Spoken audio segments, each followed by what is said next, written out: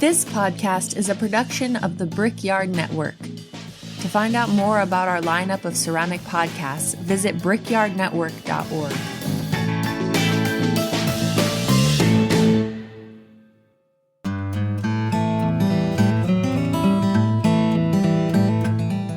Hey, this is Erin with Cornell Studio Supply, located in the Gem City of Dayton, Ohio. As a proud sponsor of this episode, we are happy to help you with all your pottery and ceramic sculpture needs. Visit CornellStudioSupply.com for 20% off the largest ceramic book selection of all time. At Cornell Studio Supply, we are owned and operated for potters by potters. This episode is sponsored by Monkey Stuff. Monkey Stuff makes things for makers. We're inspired every day by the craft and creativity of makers, and design and manufacture tools and accessories to try to make your making life a bit more delightful. Our products are designed in California, by makers and for makers, and manufactured in the USA. Check out our line of pottery accessories and tools at monkeystuff.com. Follow us on Instagram to see what we're up to in our studios, and keep on making great things.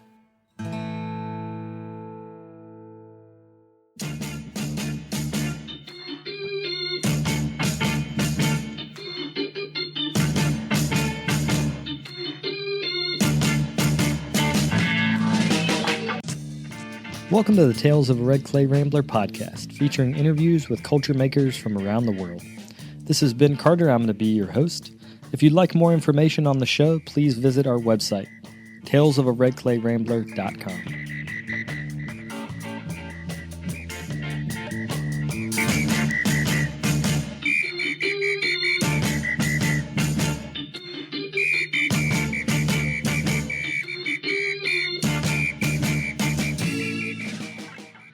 Welcome back to episode 553 of the podcast. Thank you all for tuning in. I'm back after a wonderful week down in Aramont for Utilitarian Clay 8. I got to watch and experience so much good work, both in the exhibitions that were there and also the presenters and panels that were happening. I did get to sit down and do some interviews while I was there, so I look forward to broadcasting those as we head into the fall. Today on the show, I'm talking with Rose Katz, who started as a studio potter before working in industrial ceramics and tile factories for more than a decade. In our interview, we talk about problem solving for large-scale production, how factories deal with switching materials when mines close, and co-founding Ceramic Materials Workshop, which is an online learning platform as well as a ceramics consultancy, along with her husband, Matt. Rose is also the co-host of For Flux's Sake, which is a podcast you've all probably listened to with Matt and Kathy King. They just launched their 5th season, so make sure to check them out on your favorite podcast app. For more information, check out forfluxsakepodcast.com. Without further ado, we'll get to the interview.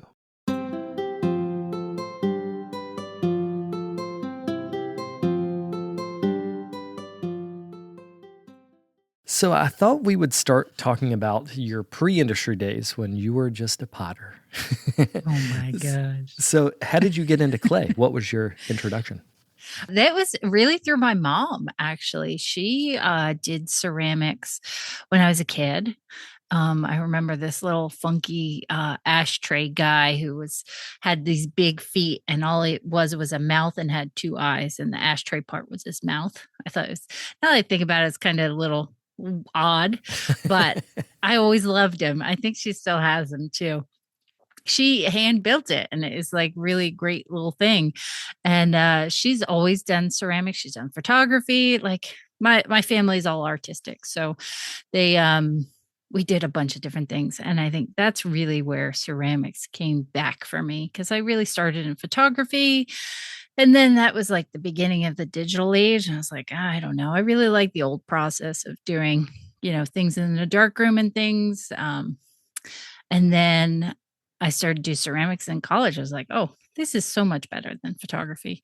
I'm going to do both. But then I just went into ceramics. So, yeah. Can I ask you questions about your family? Oh, yeah. Yeah, sure. Because I work with Kira and with you and Matt and Kathy doing For Flux's Sake. And the other day, Kira was at your parents' house, and there was a paper mache snake in the middle of the kitchen. And it just dawned on me like, whoa, you guys had an interesting childhood. We did. We did. I grew up in the country of New Jersey. And I mean, country. We lived on an old farm that was like 110 acres. And we lived in the carriage house. So the big house, which was like the main house, was built, I want to say in like early 1900s. And then the carriage house was built in like 1920s, 1930s. And we lived in the carriage house. And the carriage house had spots for their horse-drawn carriages and then for their automobiles. So the carriage area was my dad's studio. He's a working mural artist. And we lived upstairs. So it was basically it was bigger than a studio, but it was like all one floor on the second floor. So the kitchen was open to the living room and the dining room. And at one point, my parents' bedroom was above the dining room as a loft. And we lived, as there's 5 kids, we slept all in the attic. So that was an interesting part of childhood. Yeah. So my dad's a working artist. My mom has always worked with him and helped run the business, did tons of things all over where we lived. Wildwood, Burlington, Bordentown, Riverside, like all these murals are kind of all over the place. And they're still going. My brother has taken up the cause and has taken on the business, and he still runs it. So you still see Beeling murals everywhere. So, and I think it shows a kid that being creative is not only important, but that you can actually make a living doing that. Oh, yeah. Yeah. It was really, there was some times when I was a child that was hard. I remember my dad breaking his wrist when I was a kid from ice skating. And that was hard times for the family.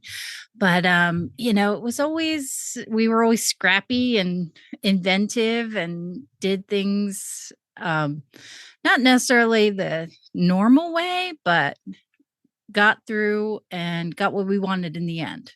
So it was a really creative childhood, and we all worked for the business. We all learned how to do pinstriping on carousel horses and painting like back parts of murals. And then my dad would go in and finish the details or like work on lifts to do these giant ice skater things up in New Rochelle. That was one I worked on. But yeah, it was always a really, I look fondly back at my childhood.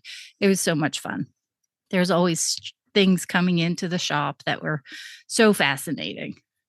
And the qualities you mentioned, like scrappiness, thinking outside of the box, being resourceful, like all those set you up for a life in ceramics, because you have to be able to roll with the punches when you're learning a technical medium. And ceramics is definitely that. Oh, yeah. At what point did you realize there's a whole ceramic chemistry world that I should probably know while being a studio potter?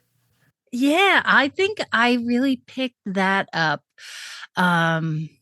later on.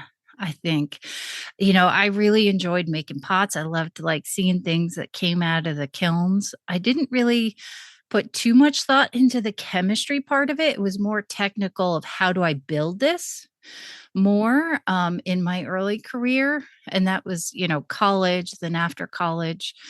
And I should say, I didn't do traditional college. I went to community college for 2.5 years before I went to traditional college. So I was doing ceramics at the community college, and it's just technically how do I make something? How do I do this on the wheel, or how do I hand build this? How do I attach this stuff? And then it turned into okay, how do I make the glazes? And then, then how do I fire the kilns?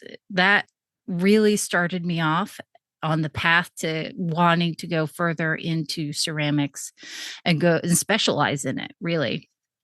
And that's what kind of pushed me off to go to Alfred University. is figuring out all that stuff and working in a small enough community space where they allowed me to do that. It wasn't always like, no, you can't do that. No, you can't touch that. It was always like, oh yeah, okay, you want to learn it? Let's show you how to do it. So it was pretty cool. And in Alfred, is that where you and Matt met? It is. I was a transfer student. So, like I said, I went to community college. I got my associate's degree, and then I transferred into Alfred. And I think I was one of the lucky ones that transferred into Alfred because all of my credits were accepted into Alfred. So I got to go into Alfred in a junior, which usually never happens. Like I think nowadays, they don't allow that. So I went in as a first semester junior, and there was a handful of us that transferred in. That was like 5 or 6 of us, and we were all the new kids on the block, and all the other ceramic students were like, what? Who are these kids? Like, what do you mean? And then so my first semester, that's when I met Matt at the end of my first semester, and he's the one who really found me. I wasn't.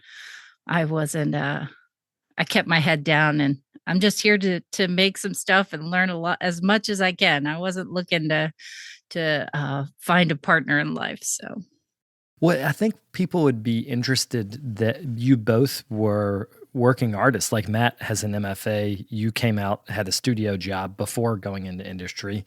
Now people know you as like the tech people, but for a long time you were the studio people. So can you talk about when, as a studio artist, you realized like, actually, maybe industry is the way I want to go?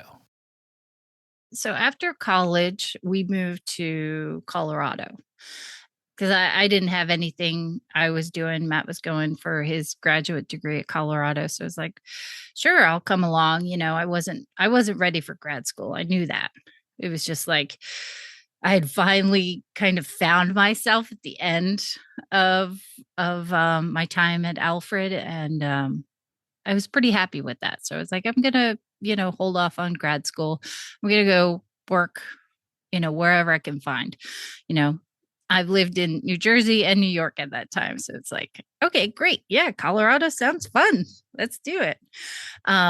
So then I worked at a bunch of craft galleries and fine art galleries in Colorado. And then I got a job as a production potter in Colorado. And it was for a couple. They were Thea and Lele. They were amazing people.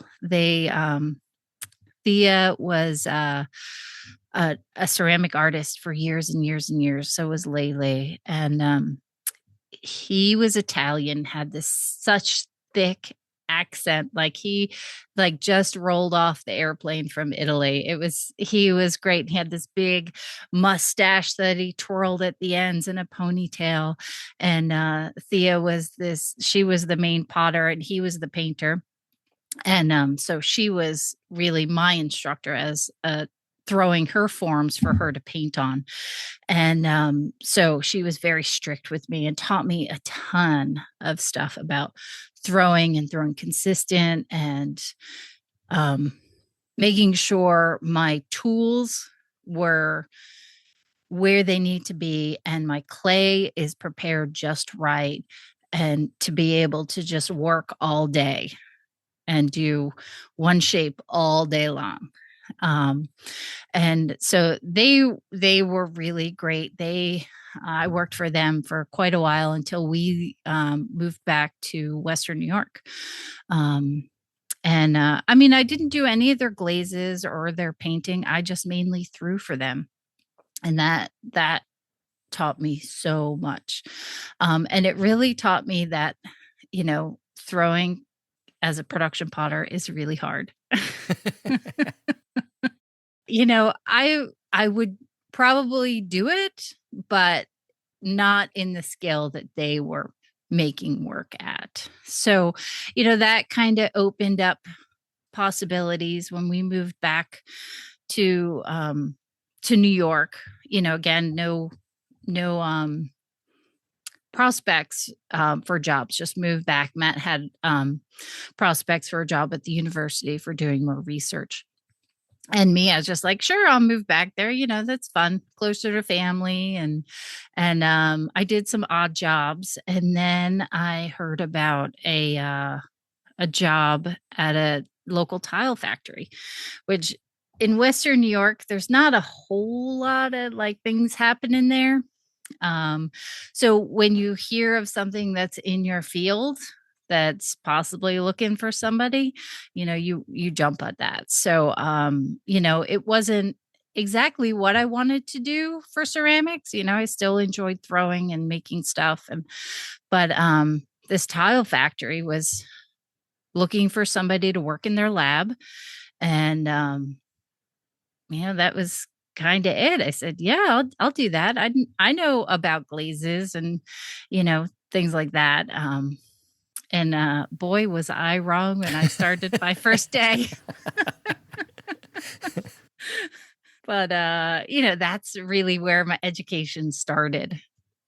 And nothing like learning your trade when you have to do it every day, and you're expected to hold a certain standard. So it was fun.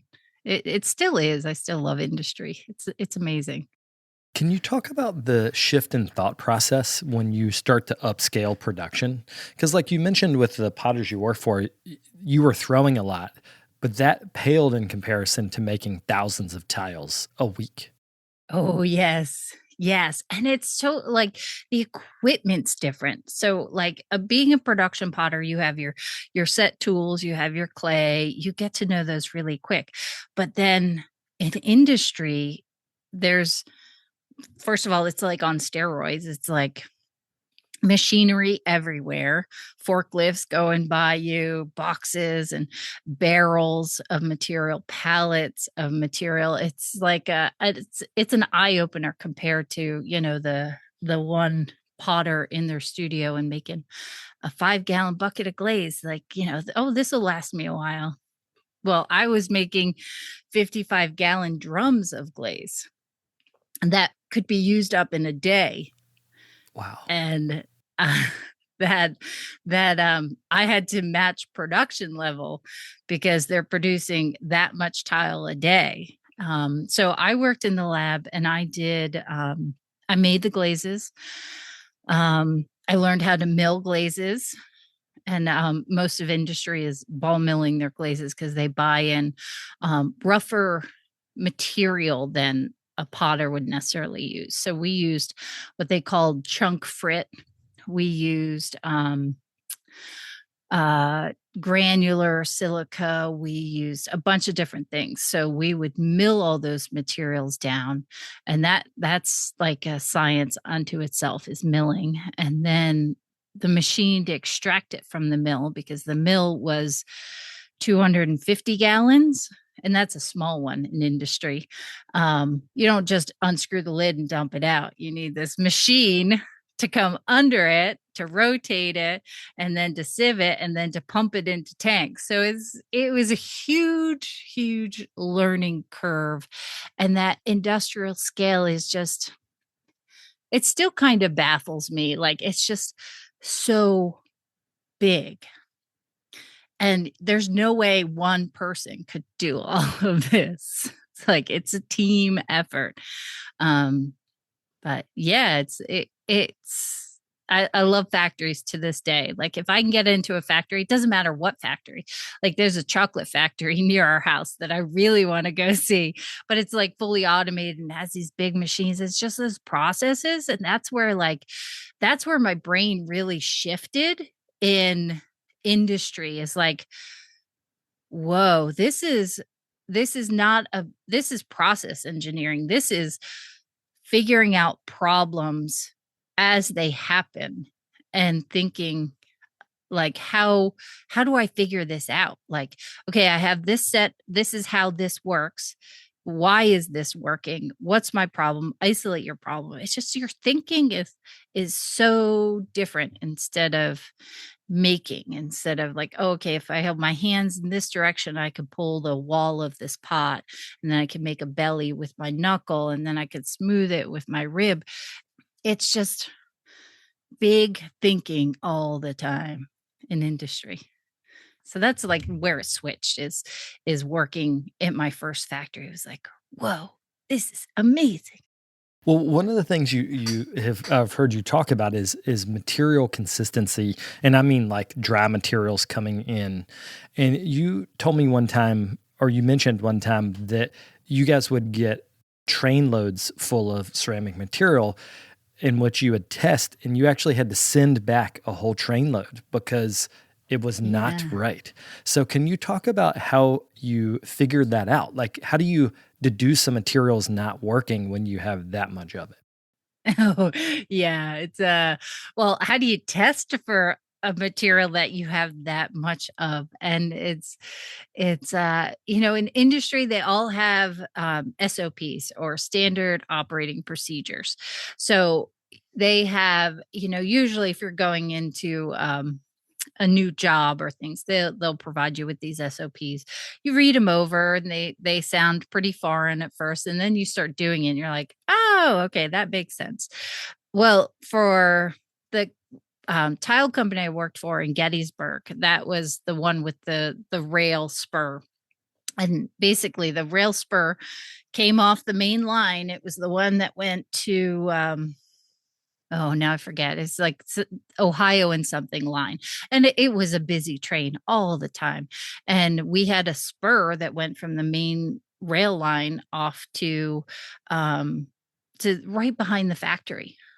And that line, ideally, so the Gettysburg factory made millions of square feet of tile. And they made the little mosaic tiles you'll see in public pools, in restrooms, all over the place. So anything from a 2 by 2 inch square tile, or I think the biggest one they made was a 2 by 4 when I was there. They make hexes, a 2 inch hex, a 1 inch hex, 1 by 1, 1 by 2, and then a bunch of trim pieces. And they're all over the place. If you look down in a public space, you're most likely standing on tile made in Gettysburg, PA. Millions and millions of tile a year. And then in a month, I forget our output in a month, but it's ridiculous. So you have to support that with materials. And in Gettysburg, they had 20 presses that ran 24 hours a day, no matter what. And their kilns, they had 4 of them, and they ran 24 hours a day, no matter what. So there's just tile pumping in and out of that place. And in order to support that, 20 presses going for 24 hours, you have to have large silos of material. And in order to fill those silos, you're not taking a bag, cutting it open and dumping it in. And these silos are 100 feet, 120 feet tall. And then I think it was 12 feet around. So it was large amounts of material. And a train car would fill a quarter of it. That's wild. Yes. So, and a train car held about 20,000 pounds of material. And so, in order for us to test that material, they had a SOP that you had to sample from 6 different parts of the compartment of the train car. And it's broken into 3 compartments in the rail car, because if you had just one big compartment, you'd be in trouble. So they had 3 compartments. You tested top and bottom of each compartment. And then in order to figure out if that material is good, you have to run it through labs, which we had right here at the factory, or run it through our process. And our process at Gettysburg was about 24 hours. So you put a tile into the kiln and not less than that, 18 hours. So you put a tile in the kiln and then the next morning you can get it out. So in order to speed that up a little bit, we had what was a carbon analyzer, which is a really cool machine. It basically takes these samples, burns it, and sees how much carbon is coming out of it. And now certain materials have certain amounts of carbon. And the one we really watched was EPK, because the carbon would fluctuate. And the carbon in EPK would cause trouble down the line. It wouldn't be that it was necessarily a problem at unloading. It was a problem at QC at the other end at packaging. So when you have a problem, you hear about it.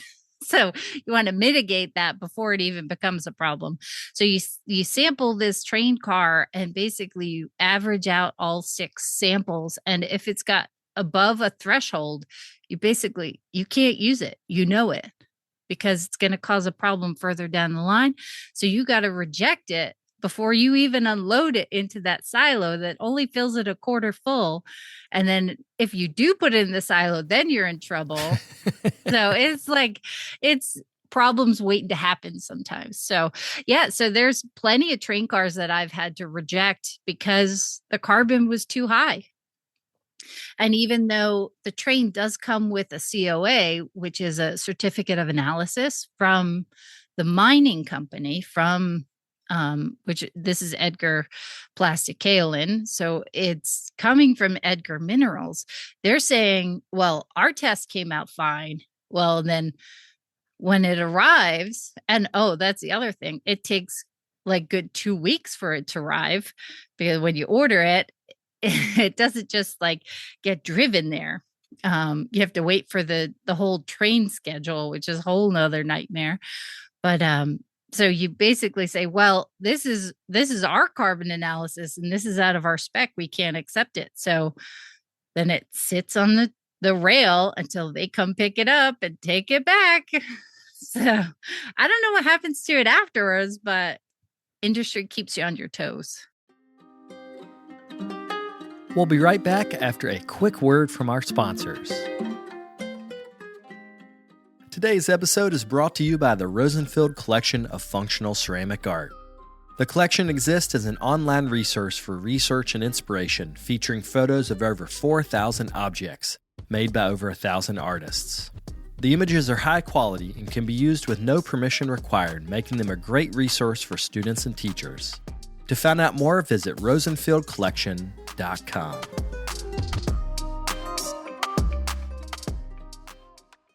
Well, I'm sure that was broken down and sold to potters, because on our level, on a smaller level, you might not have the same quality control that you have for industry. But one of the things that happens a lot, and actually one of the features of For Flux's Sake, is Materials Corner, where we talk about like how things have changed. People can hear the music in their head. How do you deal with the material substitution fast enough to keep the quality of the output of the tile the same? Well, that's partnerships with the mine. Basically, if you're buying enough stock, they're going to pay attention to you. So we had the ears of our suppliers, because we were ordering rail cars almost every day of different materials. If it's not EPK, it was silica, it was Pyrex, it was nepheline cyanide. It's train cars coming in all the time. There was always a train to be unloaded at the factory. And the consistency was always an issue. But then if you're buying enough stock, you're keeping that mine in production. And hopefully they have good geologists that can say, okay, we're moving to different parts of the mine. This is our new analysis and all that. But if you hear that something is coming down the line, and hopefully you hear it soon enough, you can start planning for it. And you have to plan for a material change at least a year out. because the process for a material change is, okay, one, you have to do small scale to make sure it works in our process. Two, you do a little bigger test to see if that still is working in the process, because usually if you're working in small scale and if you scale up in size, it doesn't translate all the time from small scale to big scale. So you have like a process of you start out slow, you like run a bunch of tests, you run your you run your chemical analysis, you run your particle size, you run all this stuff at the smaller scale, get a sense of what the material is, and then you run a small production batch, and then you run a little bigger production batch. And then you go back and analyze the results, see what your yields were, see what the flaws were, see what if there's cracking, if there's bloating, if there's color distortion, all these tests. And then so you do the second set, slightly larger production, then you do another one. And you have to confirm your first results. And then you do a full scale production batch to make sure it's matching those two previous tests. And then you could start thinking about ordering the material. And then you have to source the space to keep it before you transition, because it's not like you can just mix it in with what your current production is. It's like a hard stop. We're switching here. This is the end of the line for this product and the start of this one. So logistics for switching materials is a nightmare. So hopefully you order large amounts that, the company who is supplying you has enough material. And that's the other thing. So we have mines approach us all the time about, oh, we have this new material. Do you want to try it? And we're like, well, do you have enough stock? Like, what's your estimated mining calendar for this material? Like, it's just on a whole another level for industry, whole nother level. And because it's such a pain in the ass, it seems like what that you would want from the mine is like, can you give us 5 years worth of material? Mm-hmm. Because it's just so much trouble to change. Yes, it is. Yeah. And that was always like the problem with EPK. It's like we would run into these problems with carbon for EPK, and we've talked about switching it, but there was never a comparable alternative material that could supply us the amount we needed per year and then have the qualities that we needed. So it was always kind of like, okay, we're going to get through. They're going to switch where they're processing in the mine and what they're milling together. They would do blends for us. They accommodated a lot of us. I don't know. It's been a while since I've been there. I don't know if they've ever switched or not. Might not have. Who knows? In the last couple of years, almost all of our feldspars are now imported from outside of the U.S. And importing comes with risks, like the global political system breaks down. Our American behavior sometimes makes it so people don't want to trade with us. Yeah. But what that means is that politicians can make decisions that affect what we can get. So like, let's say Mahavir, which is, I believe, Indian, right? It's an Indian. Mm-hmm. Yeah. Let's say that for some reason there's a fight between the U.S. and India, and they will no longer send us Mahavir. On the local potter level, people hopefully can find another place, to get another feldspar.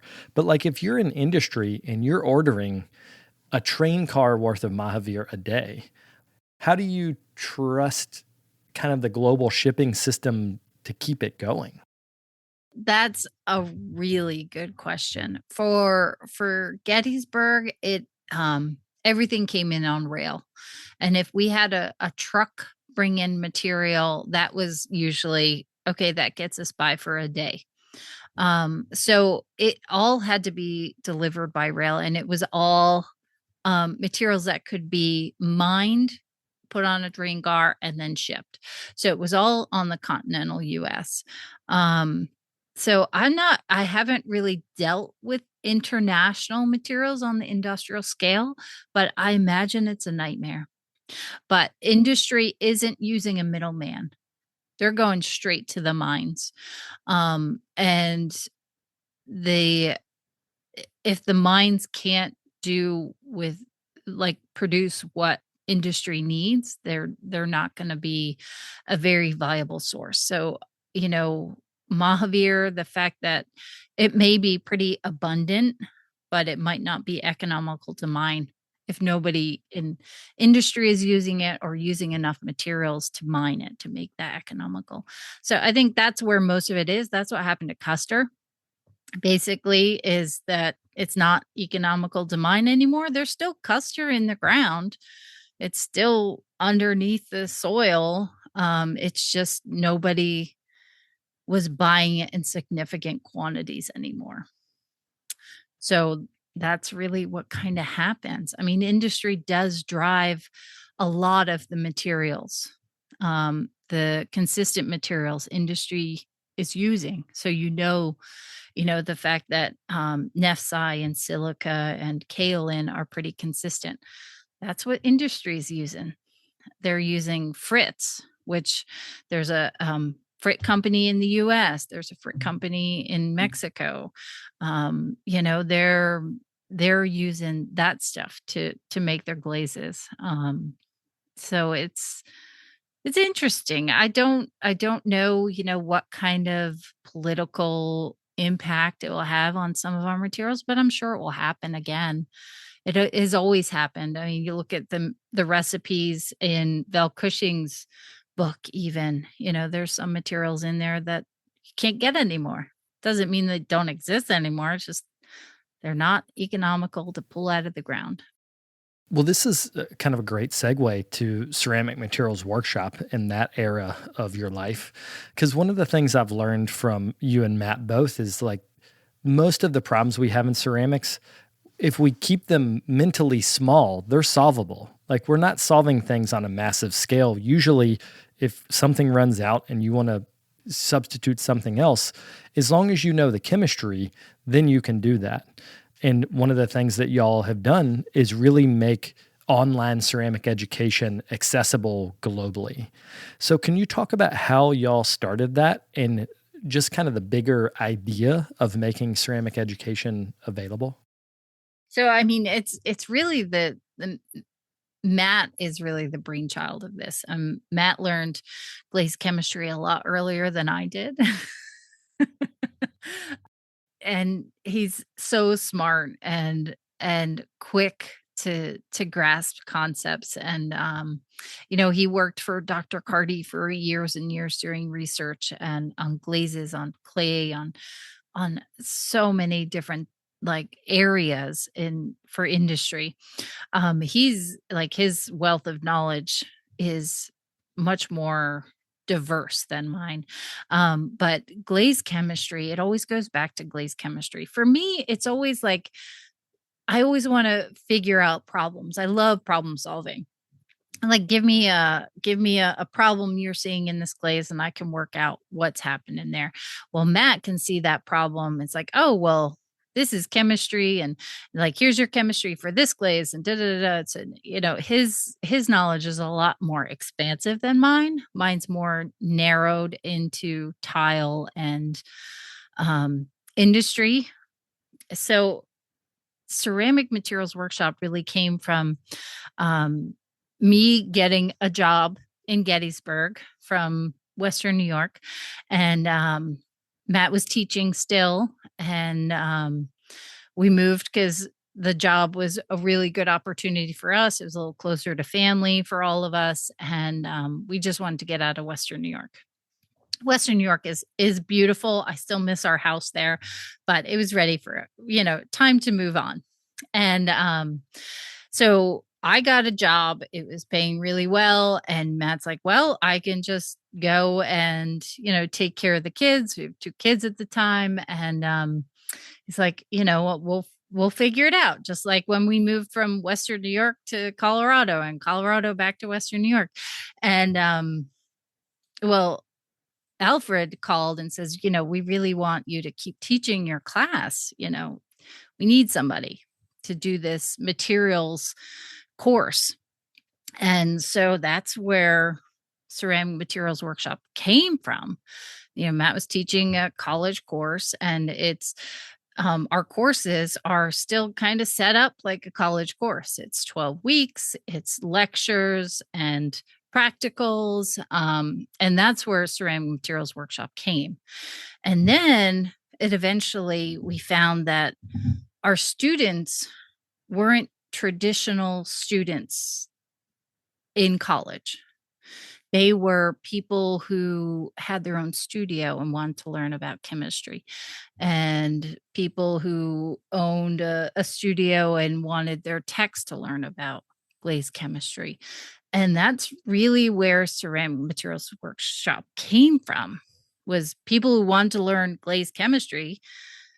And Matt, I should say, is an amazing teacher. He takes really hard chemistry concepts and breaks it down to people who are visual learners or just think differently. I mean, artists think differently than industry. And I ran into this a lot in industry because I'm a trained artist. I'm not a trained engineer. And I really butt heads with engineers. They're really stuck in their ways, don't think out of the box, and things have to be very logical. Well, artists don't necessarily think that way. They're not logical all the time, and they're not structured sometimes, and they're not, follow A, B, and C all the time. So what the courses Matt designed is really, and this is over years and years of teaching at Alfred University, is to teach those artists a really hard subject and to get them to learn it at 8:00 on a Wednesday, 8:00 in the morning on a Wednesday. So that's really where it came from. And it's such a great course in the beginning, and then it just goes deeper and deeper the more classes you take. And there's conversations that we have with students that I think 15 years ago we would have never had those conversations with artists like we do nowadays, where they're talking about flux ratios and silicon alumina and how can they grow these crystals bigger. And it's just really, it's so cool. And the fact that it's not just college students we teach, that it's anybody who wants to learn is welcome. We have a lot of scientists who come in who are food scientists, or just any kind of person could learn this type of glazed chemistry. And I remember when I was in school at Alfred, I was taught glazed chemistry by a fill-in professor, and oh man, I think I had a really hard time with that one. And that made me kind of think I don't want to do that for a living. But it still piqued that itch for learning everything in ceramics that I want to learn. And I met Matt, and we still talk about ceramics and chemistry and concepts that we are trying to prove in our research. And it's an ongoing discussion. I'm very privileged to have the partner that I have, because I think if I married a car mechanic, I don't know if this would ever gotten off the ground. Well, one of the things I know about y'all's relationship is that you argue in a sweet way.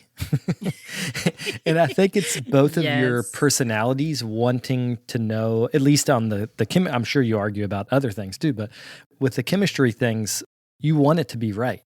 Why is it important for people to know sort of the facts of ceramic chemistry? Because one of the things on For Flex Sake that y'all do is often talk about myths and maybe why those myths aren't true, but here are the facts. So why are the facts important?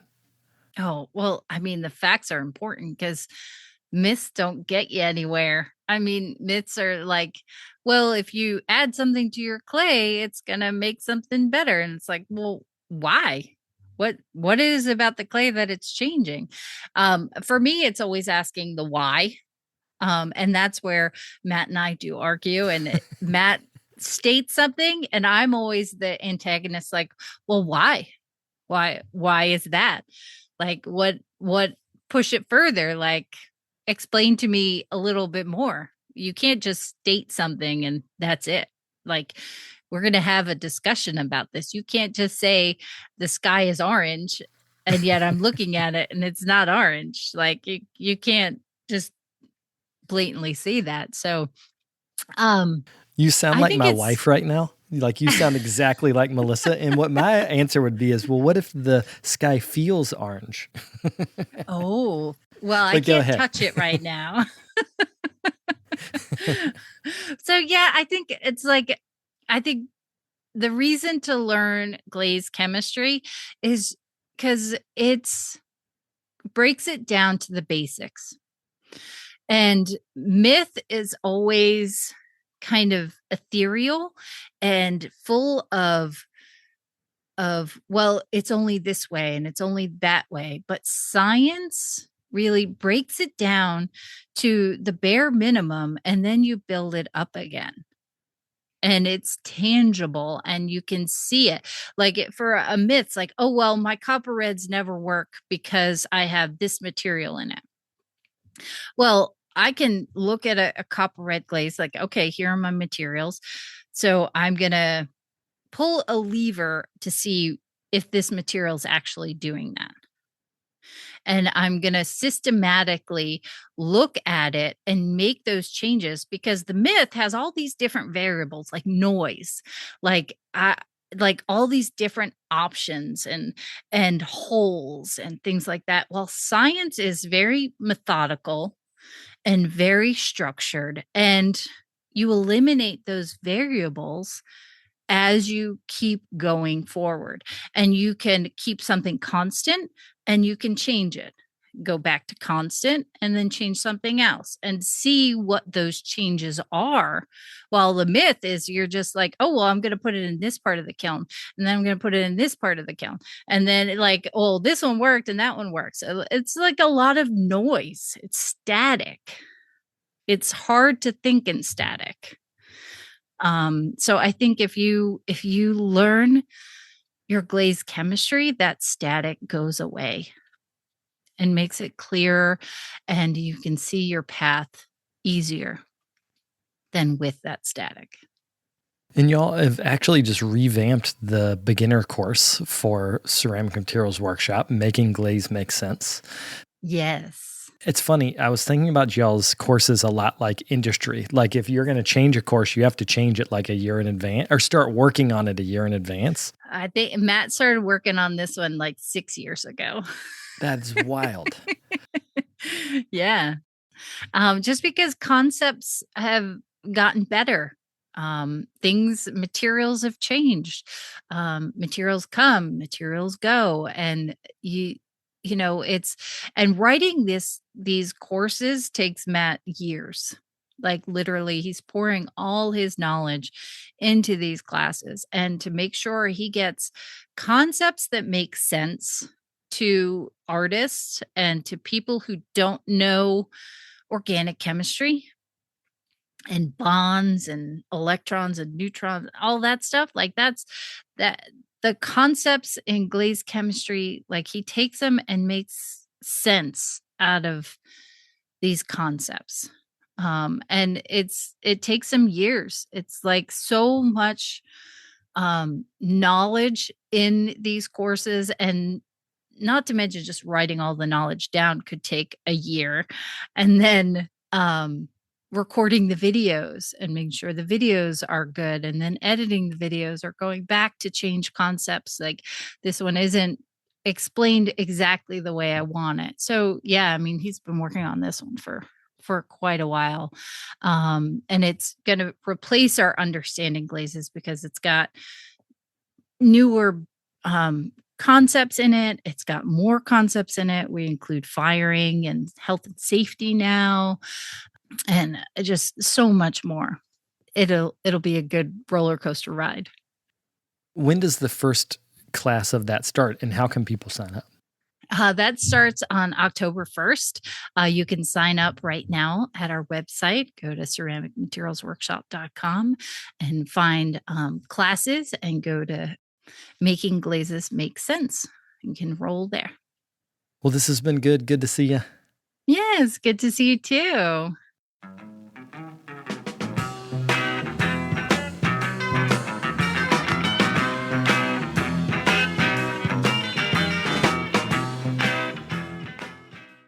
I'd like to thank Rose for coming on the show. It was great to hear more about her experience working in factories. Out of the 550 plus interviews that I've recorded, I've actually not talked to very many people that have worked in factories. So if you're a listener and you work in the industrial side of ceramics, I would love to talk with you. If you'd like to get in touch and talk about that, you can go to talesofAredclayRambler.com. Also wanted to mention that I've been adding episodes to the Tales from the Vault feed, which is an exclusive perk of Patreon members. I just recently uploaded a remastered version of Tara Wilson's 2013 interview, Mel Griffin, and Chris Pickett. If you'd like to become a patron of the show, that's one of the ways that this whole thing is funded. You can check that out on Patreon at patreon.com/redclayrambler. Also wanted to thank today's sponsors. That's Monkey Stuff, the Rosenfield collection of functional ceramic art, and Cornell Studio Supply. I'll be back in 2 weeks with another episode. Thank you all for tuning in. If you'd like more information on the artists on the show, or if you'd like more information about the workshops and events that I'll be having in the next couple months, you can follow me on Twitter, Instagram, and Facebook under Carter Pottery. Another great way to support the show is to leave me a comment on iTunes. To do that, search Tales of a Red Clay Rambler under iTunes Podcasts, and you'll find a page that's linked to our show. Thank you guys for the support.